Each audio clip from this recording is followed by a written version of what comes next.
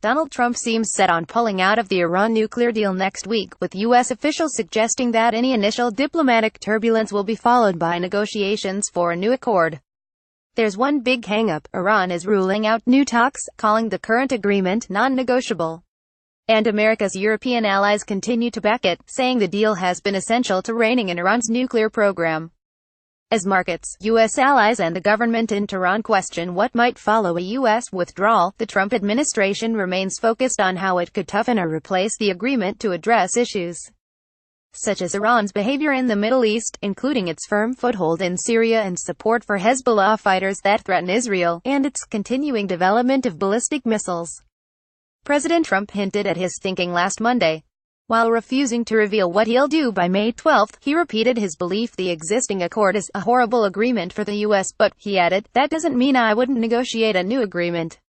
Iranian President Hassan Rouhani's government says the U.S. is bullying the Middle East nation. Iran has long claimed Washington isn't fully complying with its side of the deal, a requirement that world powers ease economic sanctions, and that uncertainty about the agreement's future has stymied needed investment. Let me make it absolutely clear once and for all, we will neither outsource our security, nor will we renegotiate, or add on to a deal we have already implemented in good faith. Foreign Minister Mohammad Javad Zarif said in a video message tweeted on his account. Few people are willing to predict how this impasse will be bridged. We're not going to have perfect clarity under any circumstances on May 13, said Suzanne Maloney, Deputy Director of the Foreign Policy Program at the Brookings Institution. While the May 12 deadline has been portrayed as a yes or no decision for Trump, it's not that simple. Under a law passed by Congress, Trump has to determine periodically whether to continue waiving sanctions linked to transactions with Iran's central bank. The 2015 accord required the U.S. to lift those sanctions. If they go back into effect, the U.S. will almost certainly be in violation of the agreement. One possible scenario, Trump declares he's backing out of the deal and reimposes sanctions but leaves time before those sanctions take effect. Such a grace period would put new pressure on European allies to make fresh concessions toward fixing what the U.S. considers the deal's biggest gaps. I don't think he's going to snap back sanctions, said Amir Hanjani, a senior fellow with the Atlantic Council's South Asia Center. I think he's going to give more time to see if the U.S. and Europeans can come up with a formula to present to Iran. While new Secretary of State Mike Pompeo hasn't promised a grace period, he said at his Senate confirmation hearing in April that, even after May 12, there is still much diplomatic work to be done. Trump's long-term goal is a better deal, not conflict, said Michael Singh, managing director of the Washington Institute for Near East Policy and a former senior director for Middle East Affairs under President George W. Bush. Even if we were to try to reimpose sanctions and ramp up pressure, ultimately the object of doing so would be to get them to the negotiating table to agree to more far-reaching steps. Singh said. For weeks, U.S. negotiators have been meeting with allies France, the UK and Germany in an effort to reach a consensus on side agreements responding to U.S. concerns. They say they've made progress on some elements but haven't crossed the finish line on the sunset clauses in the current deal, under which many of the key provisions expire in coming years and Iran is allowed to start enriching uranium to high levels again.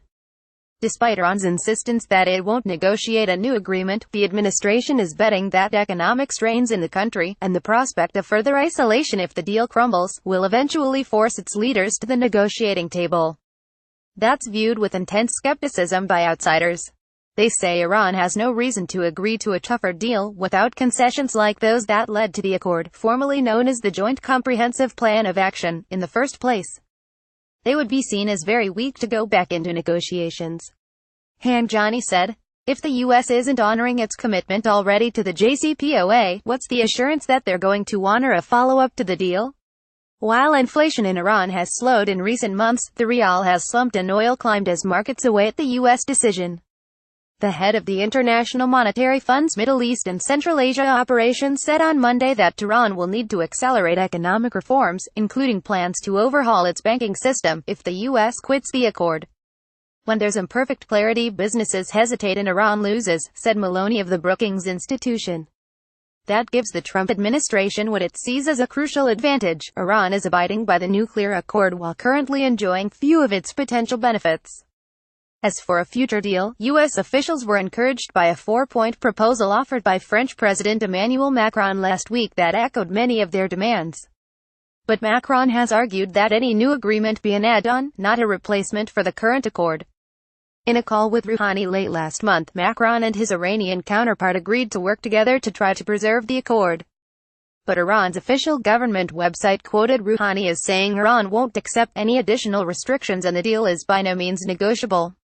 At the same time, the European strategy appears to be to try to manage Trump, possibly with some sort of additional measures, while also coaxing Iran to stay in the nuclear deal as long as possible, perhaps until after 2020 when the U.S. may have a new president. It took 13 years of a nuclear standoff with Iran to get a deal, said Ali Vaz, Iran project director at the International Crisis Group.